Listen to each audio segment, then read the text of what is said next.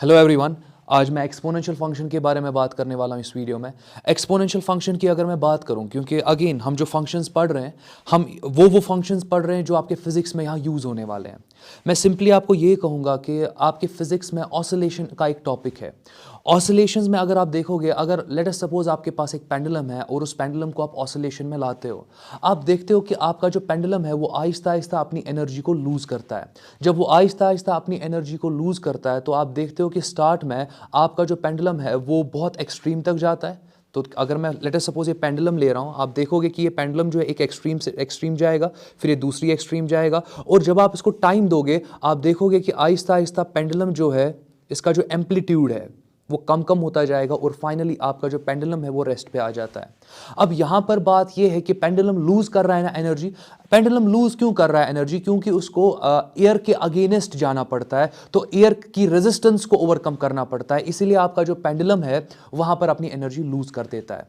तो जब energy lose करता है आपका पेंडुलम, वो एक्सपोनेंशियल फॉर्म में लूज करता है। तो देख लो, मैं ये क्यों बोल रहा हूं अभी आपको, इवन दो अभी हमने एसएचएम वगैरह कुछ भी नहीं पढ़ना है, बट मैं फिर भी बोल रहा हूं सो दैट आपको आइडिया आए कि आगे जाके फिजिक्स में 11th में आप डैम्प्ड ऑसिलेशन के बारे में बात करोगे। डैम्प्ड ऑसिलेशन की जब आप बात करोगे तो आप देखोगे कि अगर कोई भी पार्टिकल ऑसिलेट करता है प्रैक्टिकल सिनेरियो में, वो अपनी एनर्जी लूज करता है एक्सपोनेंशियली। इसीलिए तो हमें एक्सपोनेंशियल फंक्शन पढ़ना है। अच्छा, दूसरा इंपॉर्टेंट पॉइंट मैं यहां पर यह भी बोल सकता हूं कि आप सिंपली 12th क्लास में न्यूक्लियर पढ़ते हो, या केमिस्ट्री में भी आप न्यूक्लियर पढ़ते हो, और न्यूक्लियर की जब आप बात करते हो तो आप रेडियो एक्टिविटी की बात करते हो। जब आपका न्यूक्लियर डिके होता है ना, आपके पास सिंपली न्यूक्लियर सैंपल होता है, आपके पास 1000, 1 मिलियन, 10,000, मतलब कोई भी अमाउंट ऑफ न्यूक्लियर आपके पास होता है। फिर आप देखते हो कि विद टाइम ये given amount of unstable nuclear कैसे डिके होगा, तो वहां पर जो डिके वाला पार्ट आता है आप अगेन देखते हो कि वो एक्सपोनेंशियल फंक्शन के फॉर्म में आता है। अच्छा, अगर मैं और बात करूं, और बात अगर मैं यहां पे करूं, करंट इलेक्ट्रिसिटी भी आपका एक टॉपिक है 12th क्लास में।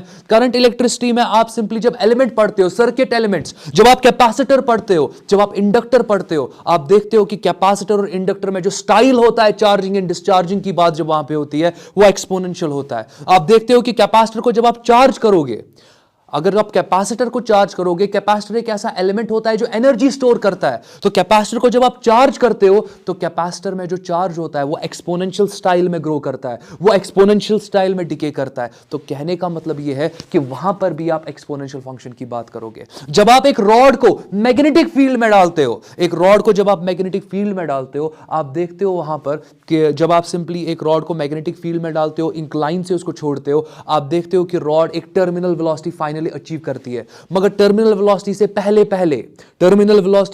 पहले आप देखते हो कि जो आपके पास रॉड होता है वो एक्सपोनेंशियली, आप देखते हो कि उसका वेलोसिटी जो है वो कम कम होते जाता है, या उसका जो वेलोसिटी है वो एक्सपोनेंशियली बढ़ते जाता है, और फिर एक कांस्टेंट वैल्यू वो अटेन करता है, जिसको आप टर्मिनल वेलोसिटी बोलते हो। तो मैंने ये बहुत बातें की। अब जो 11th का स्टूडेंट है उसको तो आइडिया भी नहीं होगा मैं क्या बोल रहा हूं, बट थोड़ा आपको आइडिया आया होगा कि कहां कहां यूज होने वाला है। करंट इलेक्ट्रिसिटी में, मैग्नेटिज्म में, न्यूक्लियर वाले पार्ट में यूज होने वाला है, ऑसिलेशन वाले पार्ट में यूज होने वाला है। तो चैप्टर वाइज आपको आइडिया होना चाहिए कि ये कहां पर आपको मिलेगा। जो 12th के स्टूडेंट्स हैं तो उन्होंने मे भी देखा मत होगा ऑसिलेशंस वगैरह में एक्सपोनेंशियल फॉर्म, अगर नहीं देखा होगा कोई इशू नहीं है, आगे जाके उस पर भी डिस्कशन होने वाला है। फर्दर जो एंट्रेंस के स्टूडेंट है उन्हें तो देखा ही देखा होगा, तो उनको पूरा पता होता है, तो उनके लिए एक्सपोनेंशियल फंक्शन में यहां पे सिंपली ब्रीफ में लेने वाला हूं। तो फिलहाल के लिए एक्सपोनेंशियल फंक्शन की बात करते हैं। Any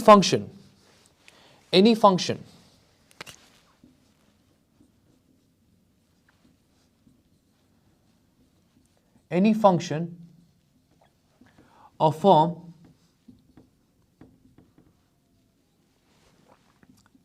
y is equal to e raised to the power x is an exponential function. It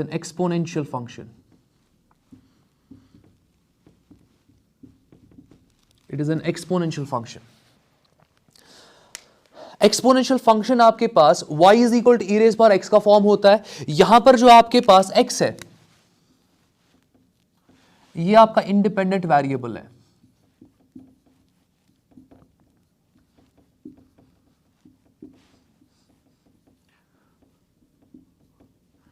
ये आपका इंडिपेंडेंट वेरिएबल है, और जो आपका यहां पर y है ये आपका डिपेंडेंट वेरिएबल है।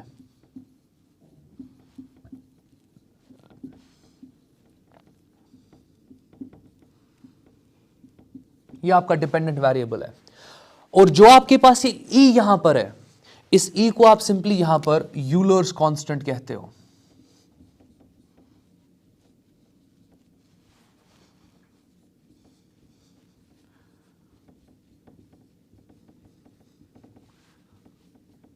या आप इसको सिंपली यूलर्स नंबर कहते हो।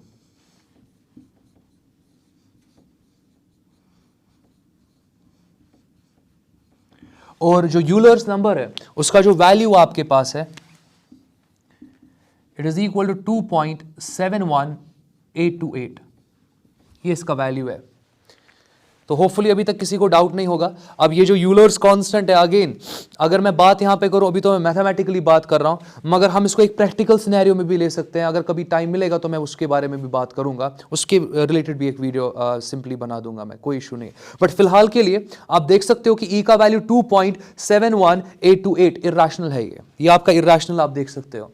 फर्दर अगर मैं बात यहाँ पे करूँ, आपके पास यहाँ पर एक्सपोनेंशियल फंक्शन जो है, अगेन ये एक ट्रांसेंडेंटल फंक्शन है। तो सिंपली मैं लिख सकता हूं यहां पे, कि एक्सपोनेंशियल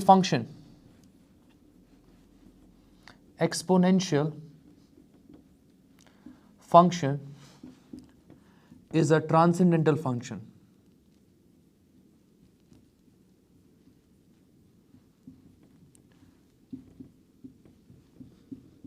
अच्छा, आप याद कर लो, एक्सपोनेंशियल फंक्शन एक ट्रांसेंडेंटल फंक्शन है, साइन एक ट्रांसेंडेंटल फंक्शन था, कोसाइन एक ट्रांसेंडेंटल फंक्शन था। मैंने उनका एक्सपेंशन पूरा दिखाया था। वैसे ही अगर आप ई रेज़ पावर एक्स की बात करोगे, इसका भी एक एक्सपेंशन होगा, इसकी भी टर्म्स होगी और वो इनफाइनाइट टर्म्स होंगी। कहने का मतलब ये है कि अगर मैं ई रेज़ पावर एक्स को एक्सपैंड करूं, it is 1 divided by 0 factorial, ये बहुत इंटरेस्टिंग है। फिर प्लस आपके पास यहां पर आ जाएगा x डिवाइडेड बाई 1 फैक्टोरियल, फिर प्लस आपके पास आ जाएगा x square divided by 2 factorial, फिर प्लस आपके पास आ जाएगा x raise power 3 divided by 3 factorial, plus x raise to the power 4 divided by 4 factorial, plus x raise to the power 5 divided by 5 factorial, plus so on. आपको समझ में आ रहा होगा कि किस स्टाइल से ये आपका सिंपली जा रहा है एक्सपोनेंशियल फंक्शन। तो ये आपका सिंपली यहां पर e रेज पावर x का रिप्रेजेंटेशन है। अगेन मैं यहां पर आपको ये बताऊंगा कि इसको आप मेमोराइज करके रखो, क्योंकि आगे जब मैं लिमिट्स का कॉन्सेप्ट लूंगा वहां पर मैं 100% इसको यूज करने वाला हूं। तो होपफुली अभी तक किसी को डाउट नहीं होगा। अब सिंपली आप देख सकते हो यहां पर 0 फैक्टोरियल किसके बराबर होता है। पहले मैं इसके बारे में बात करूंगा, 0 फैक्टोरियल किसके बराबर होता है। फिर आपको पता है कि 1 फैक्टोरियल किसके बराबर 1, 2 फैक्टोरियल किसके बराबर 2 इंटू 1, 3 फैक्टोरियल किसके बराबर 3 इंटू 2 इंटू 1, 4 फैक्टोरियल किसके बराबर 4 फैक्टोरियल आपका सिंपली यहां पर 4 इंटू 3 इंटू 2 इंटू 1। वैसे ही 5 factorial 5 into 4 into 3 into 2 into 1। अब सिंपली आप देख लो मैं यहां पे क्या करने वाला हूं।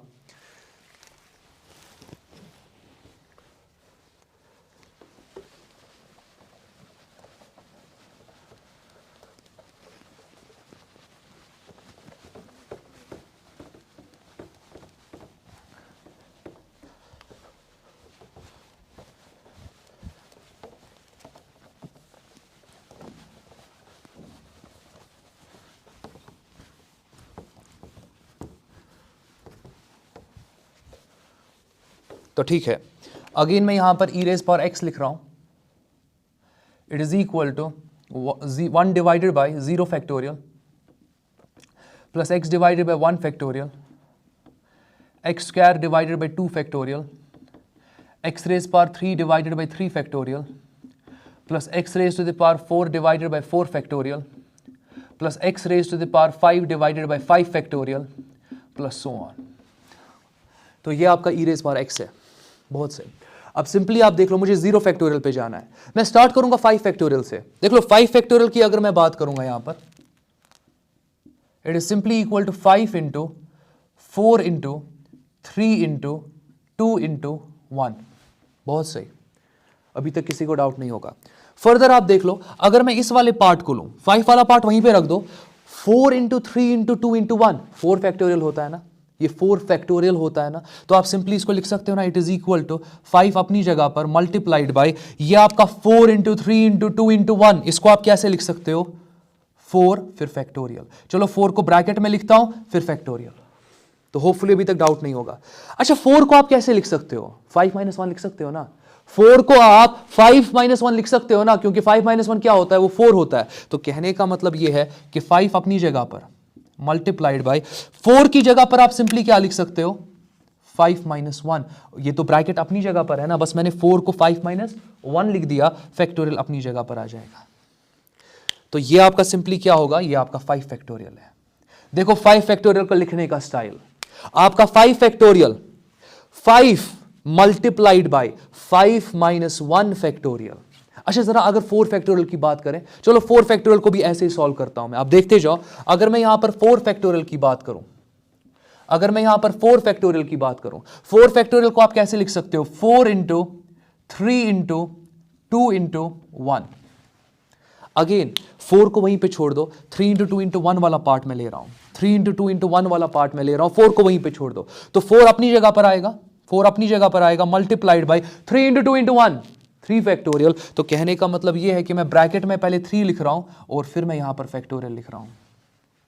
अब 3 को कैसे लिख सकते हो, 4 माइनस 1, स्टाइल सेम बन रहा है, 4 माइनस 1, तो सिंपली आपका यहां पर 4 अपनी जगह पर, 4 तो अपनी जगह पर है, मल्टीप्लाइड बाय इस 3 को आप कैसे लिख सकते हो, इस 3 को आप सिंपली यहां पर 4 माइनस 1 के स्टाइल में लिख सकते हो और ये फैक्टोरियल आ जाएगा।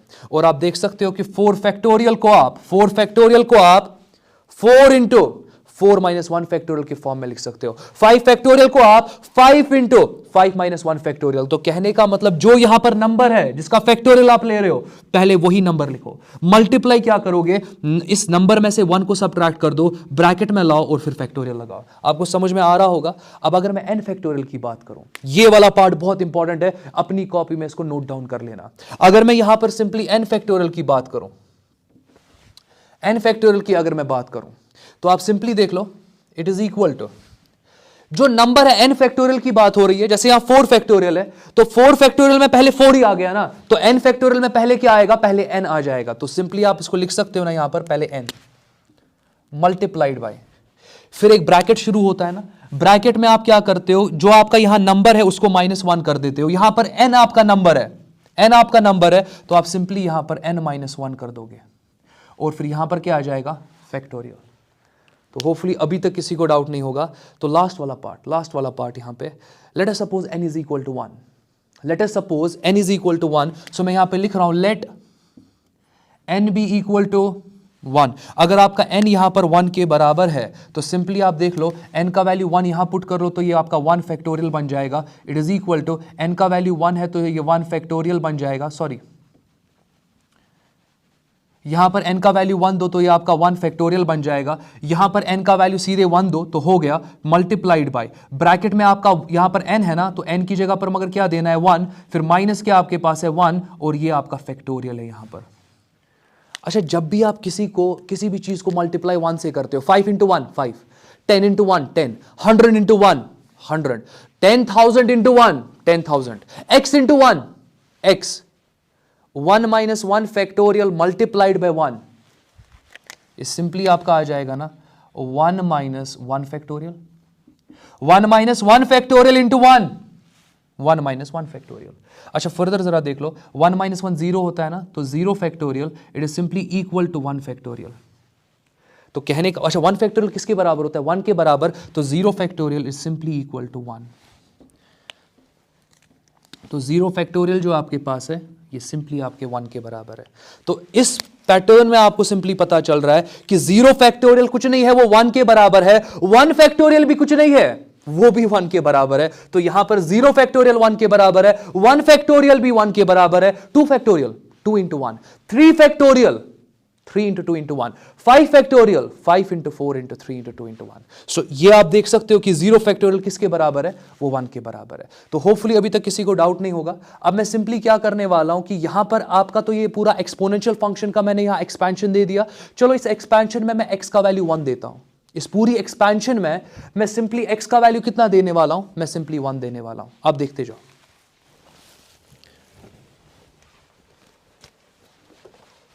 आप सिंपली देखते जाओ, मैं सिंपली अब यहां पर x का वैल्यू 1 देने वाला हूं।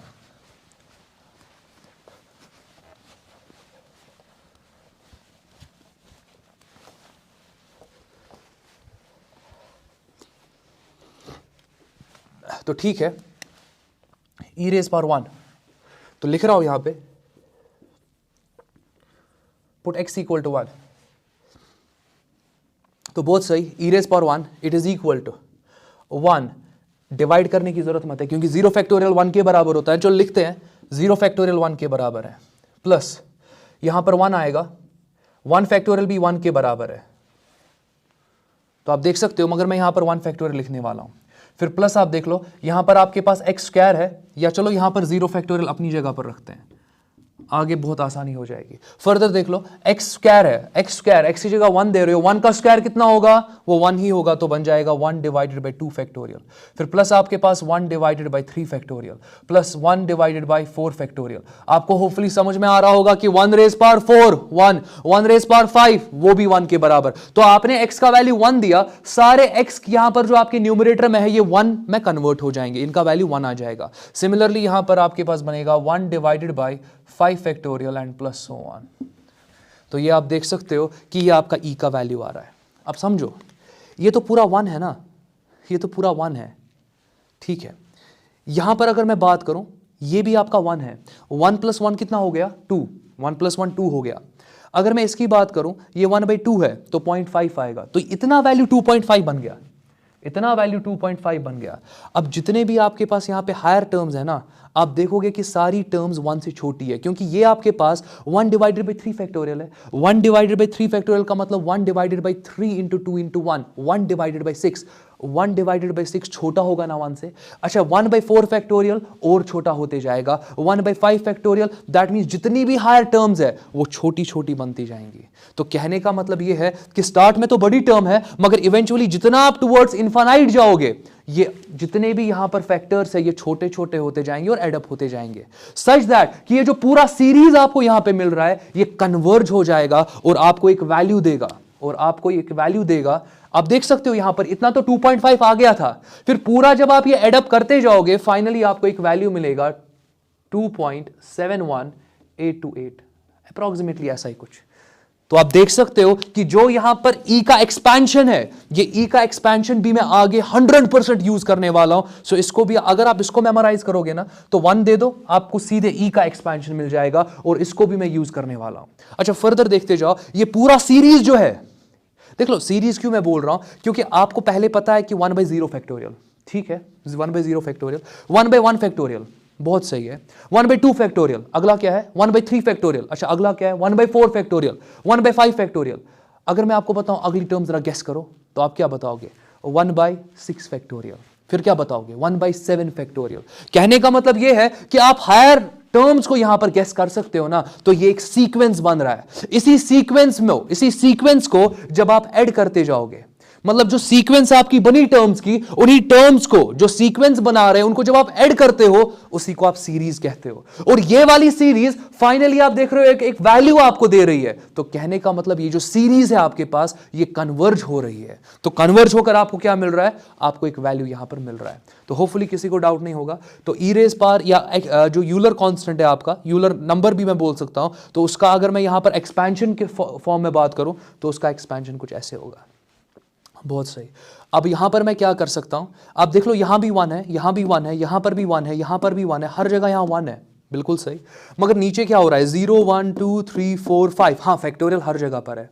अच्छा, हर कोई टर्म एडअप हो रही है ना, कहने का मतलब यह है कि आप इस पूरे को समेशन के फॉर्म में लिख सकते हो। अब अगेन 10th में आप पढ़ते हो, जब आप स्टैटिक्स पढ़ते हो ना, तो वहां पर आप पढ़ते हो समेशन वगैरह के बारे में, बट अगर आपको नहीं पता तो मैं सिंपली यहां पर कोशिश करूंगा समझाने की, उतना मुश्किल है नहीं। यहां समेशन हो रहा है ना, मल्टीप्लीकेशन मत हो रहा है, सारी टर्म्स एक दूसरे के साथ एडअप हो रही है ना, तो आप सिंपली यहां पर एक समेशन लगा सकते हो। आप सिंपली एक समेशन लगा सकते हो। समेशन का मतलब कि यहां पर एक मैं सिंपली एक फॉर्मेट क्रिएट करूंगा, उस फॉर्मेट पे अगर आप समेशन लगा रहे हो, कहने का मतलब यह है कि उस फॉर्मेट में आप अलग अलग वैल्यूज देते जाओ, अलग अलग टर्म्स निकलेंगी, मगर उन टर्म्स को फिर क्या करोगे, ऐड करोगे। तो ऐसे मैं कुछ कह रहा हूं, आप देख लो, आप देखते जाओ। मैं यहां पर सिंपली क्या कर रहा हूं, समेशन 1, क्योंकि 1 हर जगह है ना, डिवाइडेड बाय, मगर नीचे वाला चेंज हो रहा है ना, तो मैं लिखूंगा n फैक्टोरियल, n फैक्टोरियल। और n कहां से कहां तक जाएगा, n शुरू कहां से हो रहा है 0 से, और आपको नहीं पता ना कि लास्ट n कहां पर पहुंचेगा, तो मैं लिख रहा हूं यहां पे n is equal to infinite. तो ये आपका e raise to the power 1 है, या ये आपका यूलर कांस्टेंट है। तो ये आप देख सकते हो, ये आपका यूलर कांस्टेंट है। अब आप सोचोगे ये और ये तो सेम आ गया, कैसे? मगर मतलब इसको कैसे हम अप्लाई करें? ठीक है, कोई इश्यू नहीं है। आप देख लो, मैं आपको थोड़ा समझाने की कोशिश करता हूं। n कहां से शुरू हो रहा है? 0 से। आप जरा n का वैल्यू 0 दे दो तो बनेगा ना 1/0 फैक्टोरियल। लिख दो 1/0 फैक्टोरियल, तो लिख दिया। ठीक है, n का वैल्यू क्या दिया? 0। 0 यहां पर पुट कर दो, बन जाएगा 1/0 फैक्टोरियल। मैंने 1/0 फैक्टोरियल लिख दिया। चलो जरा अब n का वैल्यू, क्योंकि आपको n 0 से इनफाइनाइट लेना है, तो n का वैल्यू अगर आपने 0 लिया, अगला क्या लोगे? 1। जरा n का वैल्यू 1 दे दो तो बनेगा ना 1/1 फैक्टोरियल। लिख दो 1/1 फैक्टोरियल, लिख दिया। इसमें किसी को डाउट नहीं होगा। अच्छा, जरा n का वैल्यू अब 2 ले लो, क्योंकि 1 के बाद 2 आएगा ना। n का वैल्यू 2 ले लो, यहां 2 सब्स्टिट्यूट करो, बन जाएगा ना 1/2 फैक्टोरियल। अच्छा, n का वैल्यू 3 ले लो, यहां 3 सब्स्टिट्यूट करो, बन जाएगा ना आपके पास 1/3 फैक्टोरियल। तो आपको समझ में आ रहा होगा, एक एक टर्म मैंने जनरेट करी। चलो अगली टर्म, n का वैल्यू क्या लोगे? 4। ये बनेगा 1/4 फैक्टोरियल, तो आप 1/4 फैक्टोरियल लिख दो। तो ऐसे ही आप फर्दर टर्म जनरेट कर सकते हो ना। मगर इन टर्म्स के सामने एक समेशन है। तो कहने का मतलब ये समेशन अब आपको क्या बोलेगा? जितनी भी टर्म्स आपने जनरेट करी, आप सिंपली यहां पर समेशन लगाते जाओ। अब आराम से देख लो, अगर मैं कुछ ऐसे लिखता, अगेन ये इसके साथ रिलेट नहीं होगा, बस मैं कह रहा हूं, अगर मैं कुछ ऐसे लिखता, मैं पाई लिखता और मैं सिंपली n = 0 लिखता और यहां पर मैं n = इनफाइनाइट लिखता। अब मैंने समेशन की जगह क्या लिखा? पाई, और मैं सिंपली यही 1/n फैक्टोरियल लेता। तो पहले टर्म जनरेट करो। 0 पुट करोगे तो बनेगा 1/0 फैक्टोरियल, फिर 1 पुट करोगे तो बनेगा 1/1 फैक्टोरियल, 2 पुट करोगे तो बनेगा 1/3 फैक्टोरियल, 4 पुट करोगे तो बनेगा 1/4 फैक्टोरियल, एंड सो ऑन। मगर पाई है ना, अब समेशन मत है, तो जो भी टर्म जनरेट हो गई, पाई आपको यह बोलता है कि आप सिंपली इनके बीच में प्रोडक्ट लगाते जाओ। तो कहने का मतलब यह है कि अगर ये समेशन है, ये आपका प्रोडक्ट है, पहले टर्म जनरेट की, अब आपको समेशन नहीं दिख रहा है, पाई दिख रहा है, आप यहां पर मल्टीप्लीकेशन लगाते जाओ, एंड ऐसे ये आगे बढ़ता जाएगा। तो अगेन ये चीजें आप आगे और देखने वाले हो, बट फिलहाल के लिए ये आपका यूलर कांस्टेंट है। तो यूलर कांस्टेंट का ये स्टाइल है, यूलर कांस्टेंट का ये वैल्यू है। तो इस नंबर के फॉर्म में भी आप लिख सकते हो, या आप इस स्टाइल से भी लिख सकते हो। अब जो आपके पास एक्सपोनेंशियल फंक्शंस होते हैं, ये आपके पास दो टाइप्स के होते हैं। अगर मैं लिख रहा हूं y = e⁻x, अगर मैं लिख रहा हूं y = e⁻x, ये आपका सिंपली इंक्रीजिंग एक्सपोनेंशियल फंक्शन है। ये आपका इंक्रीजिंग एक्सपोनेंशियल फंक्शन है।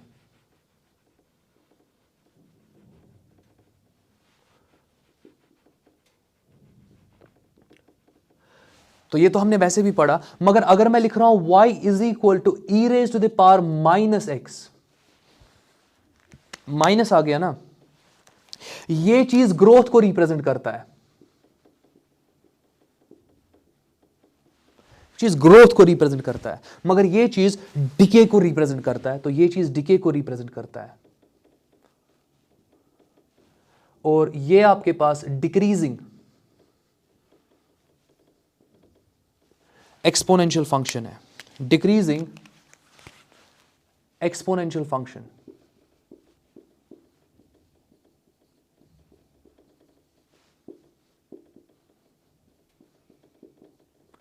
ये आपका डिक्रीजिंग एक्सपोनेंशियल फंक्शन है। मैं 2-3 और यहां पर चीजें बताने वाला हूं, तो आप इनको नोट कर लो। पहला पॉइंट अगर मैं यहां पे बताऊं, लेट अस सपोज मैं ले रहा हूं e⁻x, e⁻z, मैं इनको मल्टीप्लाई कर रहा हूं। बेसिस सेम है ना, तो आप सिंपली बेस एक ही ले लो। बेसिस सेम है दोनों का, तो आप एक ही ले लो। पावर्स आपके पास यहाँ x पावर है, यहां पर z पावर है। इसको आप बेस कहते हो, बेस के ऊपर पावर x है, इसको आप बेस कहते हो, इसको आप रेडिकल कहते हो z को, ये आपका पावर है। तो आप बेसिस सेम ले रहे हो, तो बेसिस सेम एक ही बार ले लो, मगर पावर्स को यहां पे ऐड करो।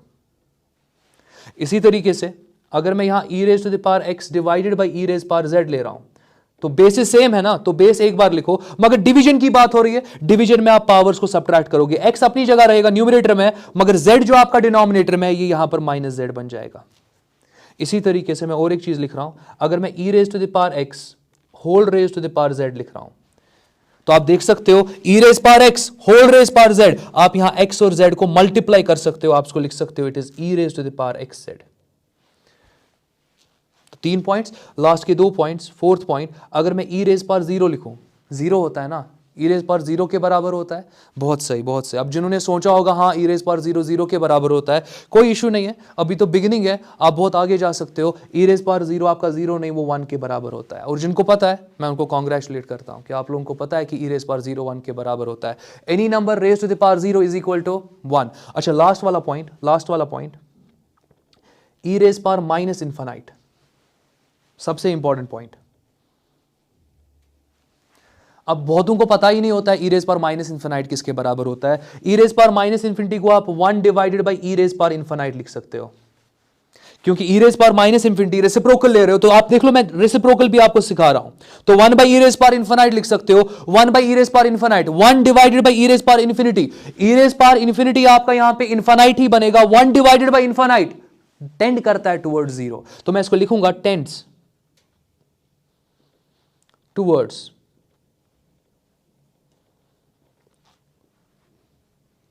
0,